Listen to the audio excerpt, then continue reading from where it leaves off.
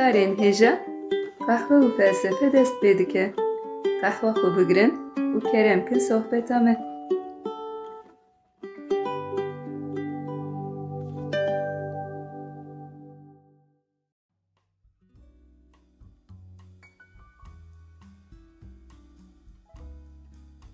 Merhaba guhdarên hêja, bi beşeke nû a qehwe û felsefeyê em careke din pêşberî we ne. Merhaba guhdarên hêja, me dîsa qehwa xwe hazir kir û bi bernameyeke nû em dîsal pêşberî we ne.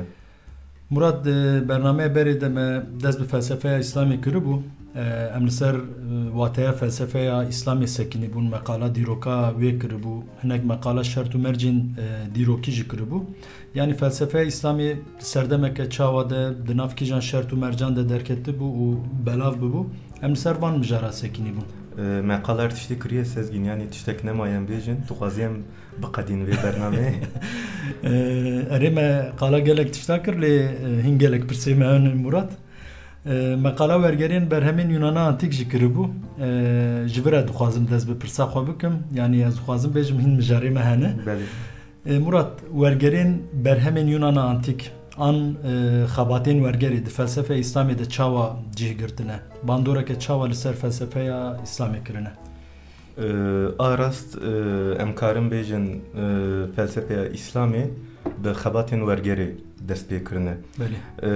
Felsefeya İslamê di sed sala heşta de bi taybetî di dema Abbasiyan de bi xebatên wergerê re pêşket û xurtbû û bi vîya wayî çandekî entelektûel ava kirin. Bi taybetî wergerên berhemên filozofên wek Platon û Aristoteles di vê pêvajoyê de xwediyê ciyeke girîngin. Filozofên felsefeya İslamê bi van wergeran felsefe Yunana antîk nas kirin, cîhana wan nas kirin û felsefe Yunana antîk li gor zanînên xwe li gor çand û civaka xwe ji nû ve şîrove kirin. Şwa helbet em zanin di felsefeyê de şîroveyên nû, fikr û nêrînên nû girîngin, lê tego li gor çand û civaka xwe ji nû ve şîrove kirine. Ev şîrovekirin Murat ji bo avakirina fikrên nû rêvekirine an ji bo lihevanînê du çandên cuda ne. Di felsefeyê de wek te got şîrove girîngin, rexne girîngin. Lê gava em di felsefeya İslamê de li şîrovekirinên berhemên Yunana antîk dinêrin, hinek sedemên cuda derdikerin pêşberî me. Çanda Yunana antîk û çanda felsefeya İslamê ji hev cuda ne wek zanî. Ji alî dîrokî ve, ji alî çandî ve, ji alî dîn û baweriyê ve. Di nav van cudahiyan de a herî giring cudahiya dîn û baweriyê ye. Felsefe Yunana antîk di nav çandeke politeîst de, di nav çandeke pirxwedayî de ava bibû û gava em li felsefe Yunana antîk dinêrin fikr û ramanên li ser fikr û ramanên felsefî em bandora baweriya wan dibînin. Yên dixwazin bibînin, dikarin sezona me ya ewlî ji nû ve guhdar bikin. Me qal kiribû di bernameyên berê de. Îja gava em li felsefeya İslamê dinêrin ji aliyê dîn û bawerî ve em cudahiyeke mezin dibînin. İslamiyet dîneke monoteîst e, yek xwedayî ye. Nêrînên wî yên li ser hebûna Xwedê, li ser taybetmendiyên Xwedê, li ser afirandina cîhanê û li ser jiyana piştî mirinê û gelek mijarên din ji baweriya Yunan antîk pir cuda ne.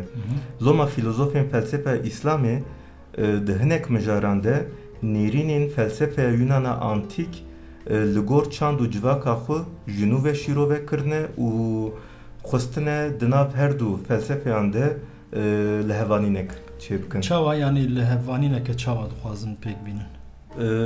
Ev mesela lihevanînê di felsefeya Xristiyaniyê de jî hebû.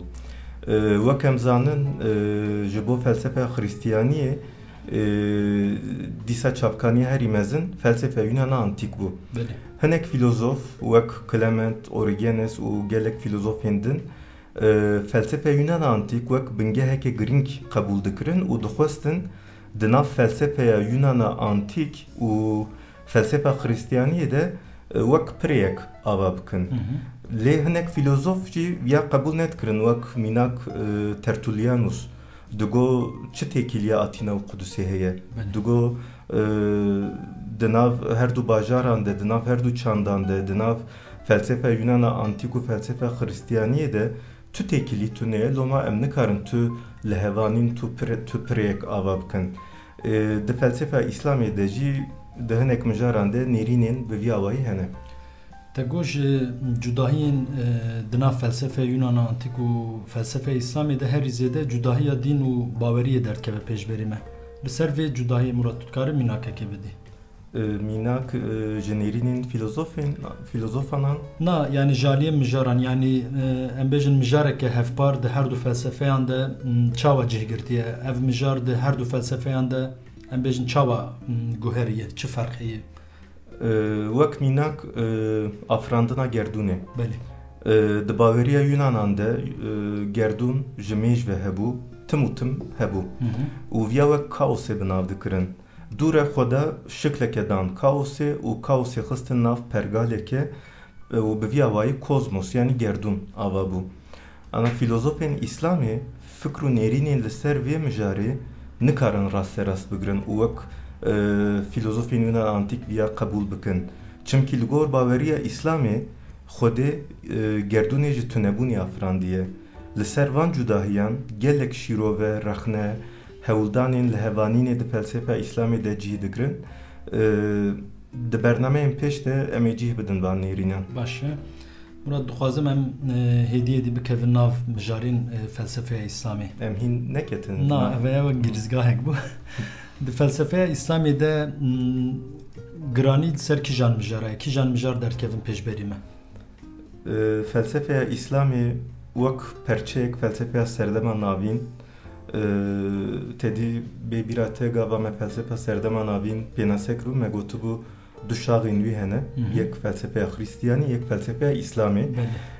Felsefeya İslamê jî wek perçeyek felsefeya serdema navîn taybetmendiyên felsefeya serdema navîn di nav xwe de dihewîne. û mijarên wî jî li gor van taybetmendiyan şikilgirtine. Di nav taybetmendiyên felsefeya serdema navîn de ya herî girîng wek taybetmendî dîn û bawerî tê bîra min. Belê rast e sezgîn xuyayê tu jî bernameyê me godarî dikî. Ya got firset çê dibe em jî cana godar dikin. Belê di felsefeya serdema navîn de di felsefeyê de taybetmendî herî girîng dîn û bawerî bû. Em bandora vê taybetmendiyê di mijarên felsefeya İslamê de jî dibînin. Wek mînak mijara herî girîng û mijara sereke têkiliya di navbera dîn û felsefeyê de ye. An jî bi gotineke din têkiliya di nav aqil û îmanî de. Di felsefeya Xristiyanî de jî meqala vê mijarê kiribû. Di felsefeya Xristiyanî de hinek filozofan dixwaz di navbera em bêjin dîn û felsefeyê de girêdanek ava bikin. Hinek jî dînê ji felsefeyê bilindtir didîtin. Di felsefeya İslamê de ev mijar çawa hatî nirxandin, hatî şirovekirin? Arast jaliyê nîqaşê ve rewş wek felsefeya Xristiyaniyê ye. Yani li ser têkiliya dîn û felsefeyê em di felsefeya İslamê de rastî nêrînên cuda tên. Wek mînak Farabi di pirtûka xwe ya Medînetül Fazila yani wek dewleta bi fazilet em dikarin bêjin. Dibêje dîn û felsefe qala hakîqeteke hevpar dikin lê zimanê wan ji hev cuda ne. Dibêje felsefe birêya aqil li hakîqetê digere û dixwaze bigîje hakîqetê. Dîn jî heman hakîqetê birêya sembolan pêşkeşî civakê dike. Yani dibêje felsefe ne dijberê dînê ye her du jî hevdû temam dikin. Li ser têkiliya dîn û felsefeyê helbet her filozof wek Farabi navkirin. Wek mînak Ghazali di berhema xwe ya El Munqiz Minet Delal de dibêje giringî û giraniya wahiyê derdixe pêş, dînê derdixe pêş. Dibêje roniya aqil bêyî nûra wahiyê di tariyê de dimîne û aqil bê rêbertiya wahiyê nikare rêya xwe bibîne. Yani roniya aqil qebûl dike lê wahî yani dîn bi her awayî ji felsefeyê girîngtir û bilindtir e li gor Ghazalî. Gava teqala cudahiya di navbera felsefeya Yunan antik û felsefeya İslamê kir وەک میناک te qala mijara afirandina gerdûnê kir. Qal nekir Sezgin. Te got mînak bide, qal bike. Min jî qal kiriyan hest çima dicî sekan de qala van mînakan bikim. Tamam rast me pirsî te jî mînak da ez vêya qabûl dikim. Mijara afirandina gerdûnê Murat. Di felsefe İslamê de di kîjan çarçoveyê de hatiye nirxandin. An jî pêşî ez vî şeklî bipirsim. Mijara afirandina gerdûnê wek em bêjin mijarekê taybet di felsefe İslamê de cih girtiye yan na? Belê, afirandina gerdûnê di felsefe İslamê de wek mijareke taybet cih girtiye. Di vê mijarê de jî em rastî fikr û nêrînên cuda tên û em dîsa bandora felsefe Yunan antîk dibînin. Wek mînak dixwazim qala filozofên wek Farabi û İbn Sîna bikim. Farabi û İbn Sîna mijara afirandina gerdûnê bi teoriya sudûrê rave dikin. Avakarê teoriya sudûrê Plotinos e. Yani Plotinos gelek nêrînên Platon ji nû ve şîrove kiriye û Platon parêziyan û ava kiriye. Teoriya sudûrê wek teoriyeke ji çanda Yunana antîk derketiye, qala afirandineke cuda dike.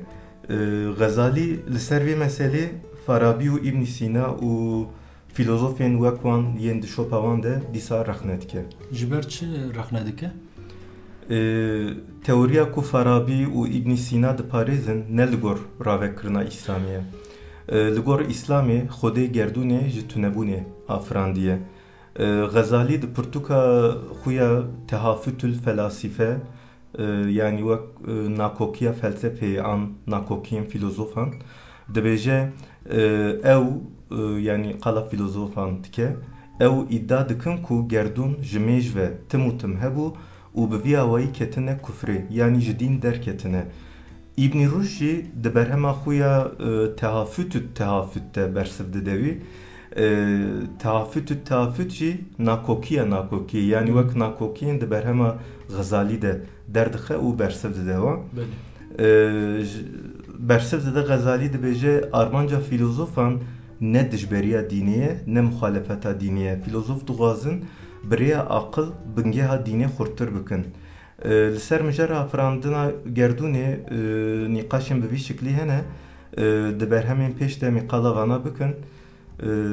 Ez tim divêm bernameyên pêş em ê qal bikin nizam em ê qala çi bikin qala çi nekin mijar her diçe zêdetir dibin. Nana jalî bernameya ve em êdî bi tecrüben vay ev bernameyê şêstû du yani Murat.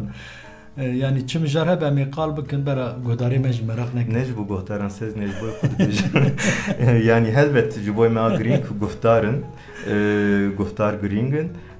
Sezgin tu pirseke bipirse mijarê biguherîn.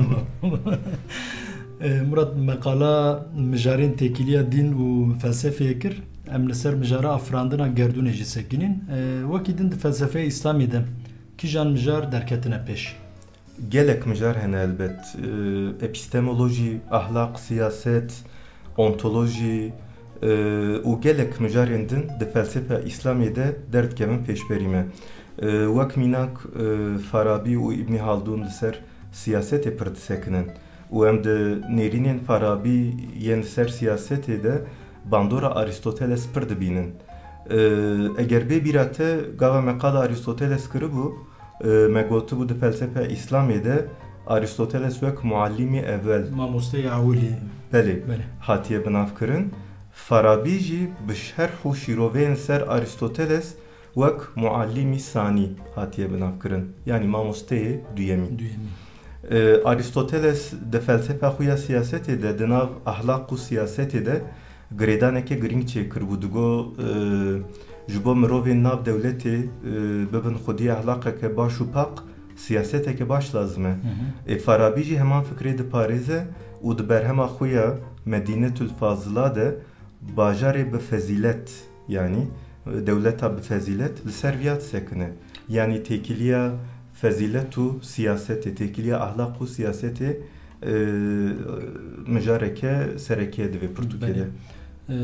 Xuyayê di felsefeya İslamê de li ser gelek mijaran û li ser gelek nîqaşan bisekinin. Lê qehwa me Murat hindik ma tu zane pîvana me ev e çekî. Em tên dawiya bernameya xwe. Di vê bernameyê de em li ser mijarên felsefeya İslamê sekinin û di vê çarçoveyê de me hene qala taybetmendiyên wê jî kir.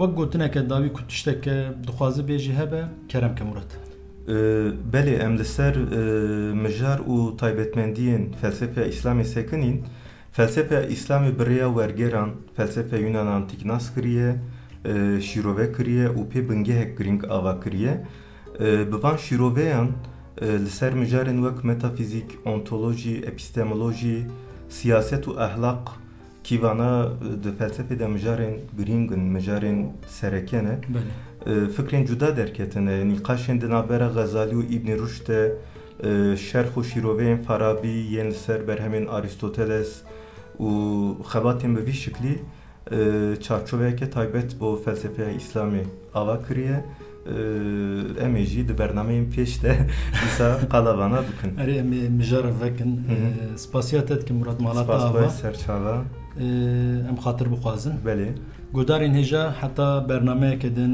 mijareke din bimînin di nav xêr û xweşiyê de guhdarên hêja heya bernameyeke din bimînin di xweşiyê de bê qehe û felsefe nemînin bi xatirê we bi xatirê we